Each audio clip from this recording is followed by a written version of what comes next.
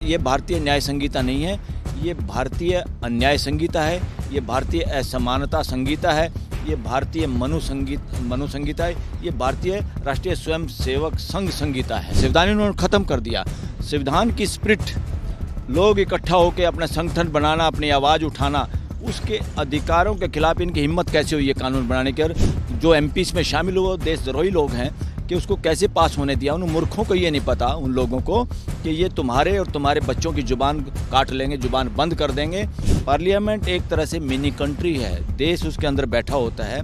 वहाँ पर तकरीबन 150 एमपीज़ को बाहर करना, सस्पेंड करना, लोकसभा से और राज्यसभा से, लोकसभा से 100 के करीब और राज्यसभा से 50 के करीब, ये अपने आप में पॉलिटिकल हत्या हुई है इस देश की। ये जनता को न्याय देने का नहीं, ये जनता के साथ अन्याय करने का कानून है। हम गरीब, इसमें सारे के सारे लोगों की आवाज़ दबाई जाएगी। जो भी शोषण के खिलाफ आवाज़ उठाएगा, जो भी भगवाकरण के खिलाफ आवाज़ उठाएगा, जो आस्था के केंद्र, जो बिना लॉजिक, रीजनिंग, वास्तविकता पे आधारित नहीं है जो चीज़ें, उनका विरोध करेंगे तो उनको गिरफ्तार किया जाएगा। जब चोरी चकारी से किसान कानून पास किए थे, तब किसानों के सामने सड़क खोदने वाली इस दुनिया की पहली आतंकवादी सरकार इस देश में, पहली असली देश विरोधी सरकार अगर कोई है तो इस देश में आई, जो अपने ही लोगों को बात सुनने के बजाय, संवाद करने के बजाय सड़कें खोद दी गई और किले गाड़ दी। जो किले आज तक इंडिया पाकिस्तान के बॉर्डर पे भी नहीं गड़ी हुई हैं, उस तरह की किले इन्होंने गाड़ दी।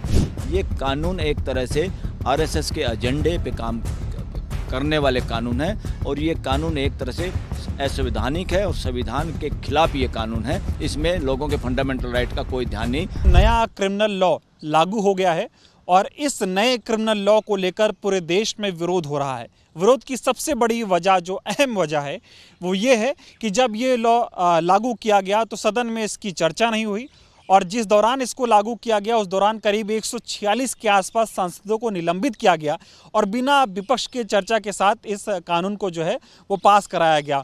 और अब देश भर में इसका जो है विरोध प्रदर्शन हो रहा है, विरोध हो रहे हैं। इसी को लेकर जानने आए हैं सुप्रीम कोर्ट के वकील, हमारे साथ बातचीत करने के लिए है बलराज सिंह मलिक जी हैं। सर, बहुत स्वागत है आपका। जो नया क्रिमिनल लॉ लागू हुआ है, इसको आप कैसे देखते हैं, और जो इसका विरोध हो रहा है, विरोध की क्या वजह आप देख रहे हैं? देखिए, नया जो क्रिमिनल लॉ है, ये अपने आप में एक पॉलिटिकल अपराध है। पॉलिटिकल अपराध सरकार ने किया है। और पॉलिटिकल अपराध क्यों है? ये चोरी चकारी से पास किया हुआ कानून है। इसमें जो we the people of India, जो प्रीएम्बल में सबसे पहले, संविधान में सबसे पहले स्टार्टिंग है वी से, हम लोगों से, इस देश के 140 करोड़ लोग और उनके जो जनप्रतिनिधि हैं। पार्लियामेंट एक तरह से मिनी कंट्री है, देश उसके अंदर बैठा होता है। वहाँ पर तकरीबन 150 एमपीज़ को बाहर करना, सस्पेंड करना, लोकसभा से और राज्यसभा से, लोकसभा से 100 के करीब और राज्यसभा से 50 के करीब, ये अपने आप में पॉलिटिकल हत्या हुई है इस देश की, इस देश के लोगों की, उनके जनप्रतिनिधियों के जरिए। जब उनको बाहर भगाया गया और चोरी से कानून पास किया, वो भी 5 घंटे की डिबेट में, और 5 घंटे में भी तोते की तरह वो एमपी वही बातें बोले जो उनको बताई गई। किसी ने अपने विजडम का यूज़ नहीं किया, किसी ने देश के लोगों को से नहीं पूछा, किसी एमपी ने वो बात नहीं की जो इस देश के एक्सपर्ट, जो लोग फील्ड में काम करते हैं, एडवोकेट हैं, रिटायर्ड जजेज हैं, आम जनता है, आम क्लाइंट्स हैं, एनजीओज हैं या सोशल एक्टिविस्ट लोग हैं, उन किसी की कोई सलाह इसमें नहीं हुई। और चोरी चकारी से जो इसमें टीम भी बनाई गई होगी पर्दे के पीछे, वो सब भी वही लोग हैं। और मैं ये कह रहा हूँ, ये कानून देश के कानून नहीं है। ये कानून देश की पार्लियामेंट द्वारा पास ही नहीं हुए। देश की पार्लियामेंट का मतलब है देश की पार्लियामेंट में चुने हुए, बैठे हुए सारे प्रतिनिधि, पूरा देश उसमें शामिल हो। बेशक कोई इसके विरोध में हो या पक्ष में हो या पक्ष में ना हो, दैट इज़ सेपरेट थिंग। आप चोरी से लोगों को सदन से बाहर करके, मौका ना दे के अगर इस तरह कानून पास करेंगे तो संविधान की हत्या है। ये इट इज़ पॉलिटिकल इनजस्टिस, और इसी को कहते हैं पॉलिटिकल अपराध। और ये अपराध में शामिल 4 लोग मुख्य तौर पे हैं। बाकी लोग तो हैं जिन्होंने हाथ खड़े किए। हाथ खड़े करके कानून पास करने का रीति रिवाज ये शासन में होता है, राजशाही में होता है।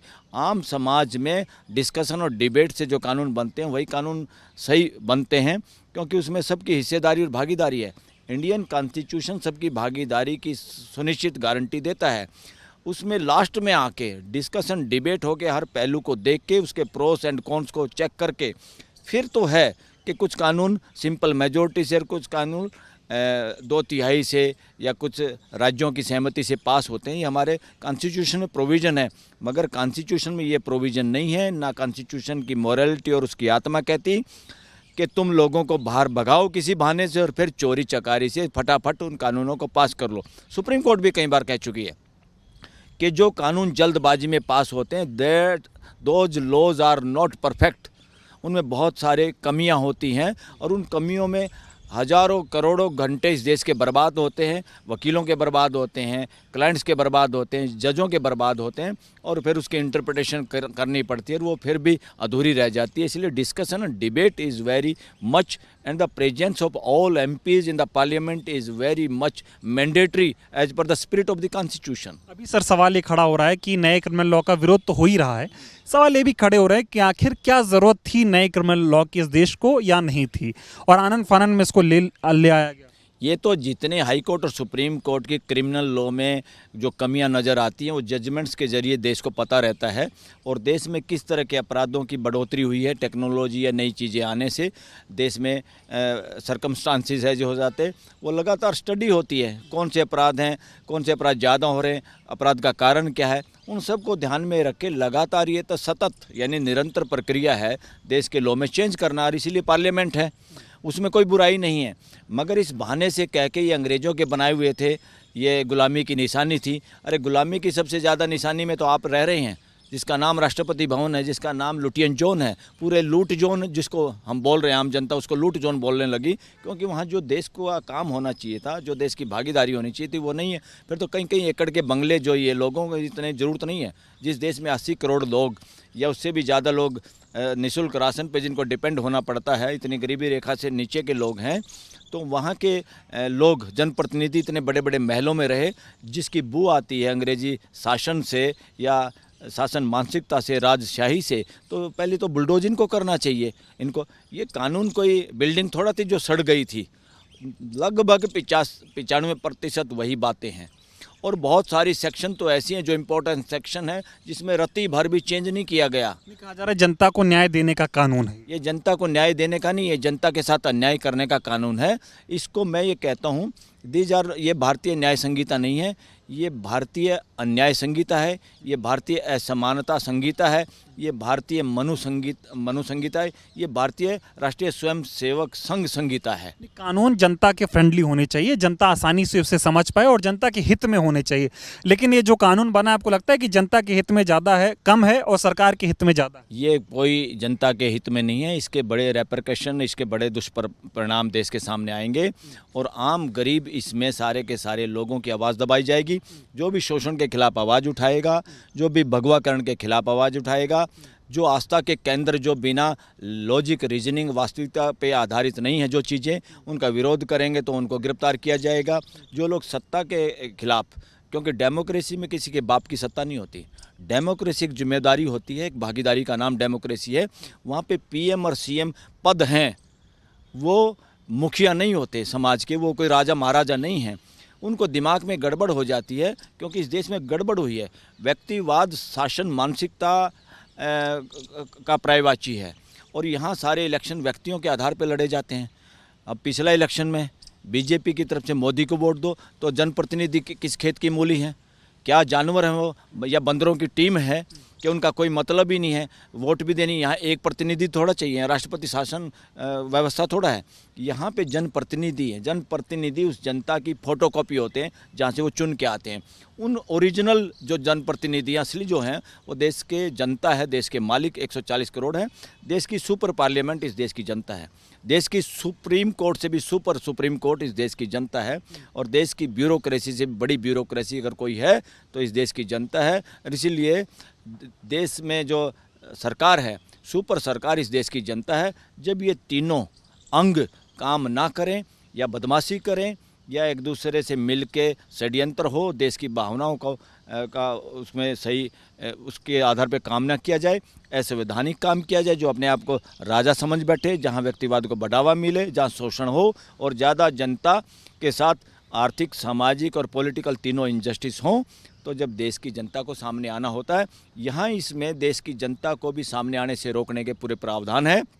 लोग अपनी आवाज़ नहीं उठा पाएंगे, पिछले जब चोरी चकारी से किसान कानून पास किए थे, तब किसानों के सामने सड़क खोदने वाली इस दुनिया की पहली आतंकवादी सरकार इस देश में है।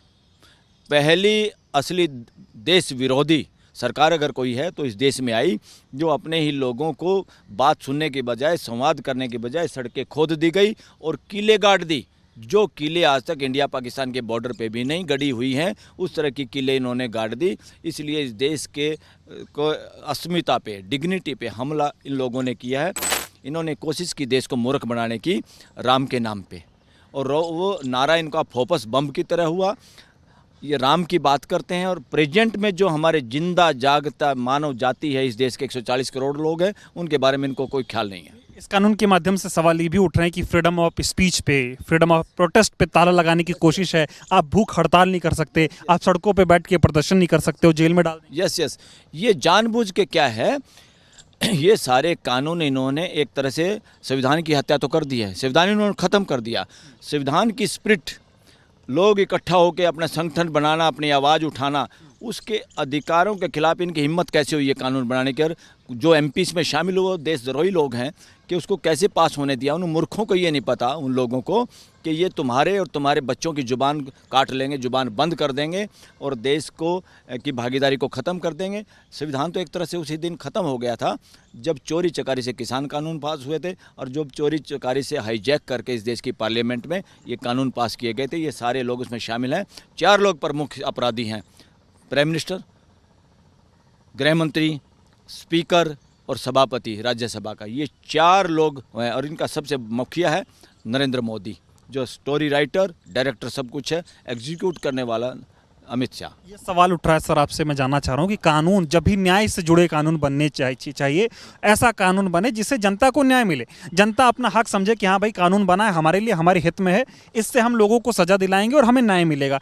कानून ऐसा बना दिया जाए जहाँ पर पुलिस तानाशाही हो जाए, पुलिस के पास ताकत आ जाए और जनता को और दबाने की कोशिश हो, और ऐसे कानून बना दिए जाएँ जिससे कोई सवाल ही ना कर पाए, कोई आवाज़ ही ना हो। यस, इसमें क्लियर कट है। जो लोगों ने कानून पास किया है या उसमें मुखिया जो लोग हैं, उसके पीछे जो संगठन काम करता है, वो सारे के सारे इस कानून से पता चल जाता है उनके मानसिकता डेमोक्रेटिक मानसिकता नहीं है। वो तानाशाही वाले हैं, असमानतावादी लोग हैं, और वो सारे के सारे चंद लोगों के हाथ में लकीर है इसकी राज तिलक की, और चंद लोगों के हाथ में लकीर है पैसा कमाने की, अमीर बनने की। ये पूंजीवाद और आस्थावाद दोनों सगे भाई बहन हैं, और उनके पोषक है आरएसएस और बीजेपी। उसमें इन्होंने कोई भी डेमोक्रेटिक माइंड सेटअप का आदमी और कोई भी राइट टू इन्फॉर्मेशन का आदमी, ट्रांसपेरेंसी का आदमी इस तरह के कानून के पक्ष में जा ही नहीं सकता, जहां लोगों को लंबे समय तक जेल में डाला जाए, जहां पुलिस को ज़्यादा पावर दी जाए। पुलिस को पावर देने की वही सोच सकता है जैसे राजा सोचता है कि मैं किसी को कहूँगा पिटवा दूंगा, किसी को कहूँगा जेल में डलवा दूंगा, मैं जो कहूँगा उसका मिसयूज कर लूँगा। इसलिए पुलिस तंत्र का मिसयूज होता है, और वही लोग पुलिस का मिसयूज करते हैं जिनके दिमाग में तानाशाही होती है।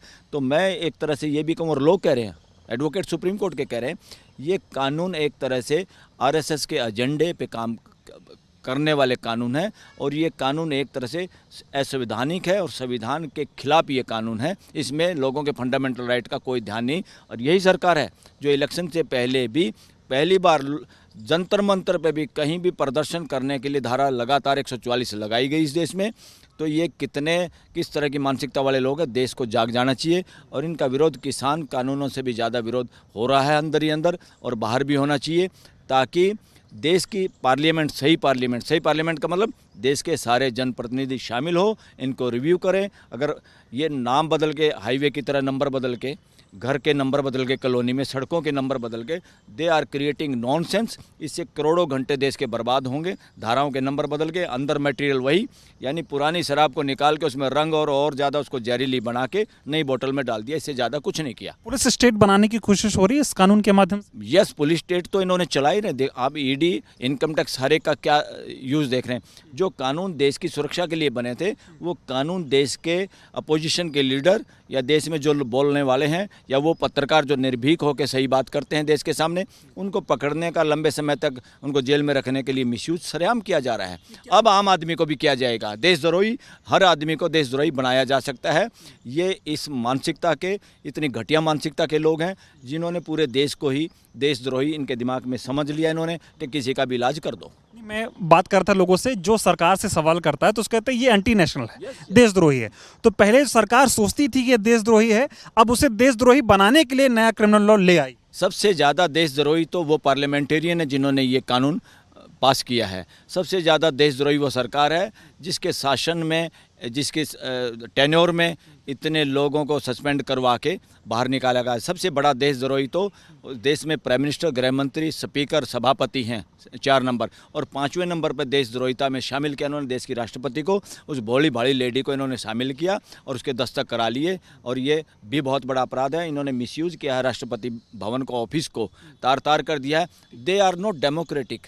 असली देशद्रोही लोग हैं, एंटी नेशनल लोगों ने ये एंटी नेशनल कानून पास किया है। आखिरी सवाल आपसे पूछूंगा, लोग कह रहे थे कि भाई 10 सालों में देश में तानाशाही चलने लगी, तानाशाही जैसी बात करने लगी, तो क्या ये कहना ठीक होगा कि तानाशाही को और बेहतर तरीके से चलाने के लिए नया क्रिमिनल लॉ देश की सरकार ने पास किया? ये तानाशाही ने और तानाशाह ने जुगाड़ किया है कि देश में जो और आवाज़ें अभी बोल रही थी उनको भी कैसे पकड़ा जाए, सबको कैसे डराया जा सके, ताकि ये ऐसा काम ही ना करना पड़े। धारा 44 ही नहीं लगा रहे हैं, उससे पहले सबको नपुंसक बना दिया जाए, बेजुबान बना दिया जाए, और पुलिस को और अपने सिस्टम को अपने लठैत, जो लठैत के रूप में यूज़ करते हैं लोग, हमेशा राजा पुलिस को लठैत के रूप में यूज़ करता रहा है। डेमोक्रेसी में पुलिस का काम फैसिलिटेटर का होता है, लोगों को लॉ एंड ऑर्डर समझाने में और उसमें सहयोग करने में होता है, उनकी समस्याएं दूर करने के लिए होता है, न कि उनकी समस्याएं बढ़ाने के लिए, उनको जेल में डालने के लिए, उनके ऊपर धाराएं लगाने के लिए जानबूझ के, और लंबे समय तक उनकी जमानतों का विरोध करने के लिए नहीं। All this laws are anti national, passed by anti-national parliamentarian by making our parliament anti-national place of this country.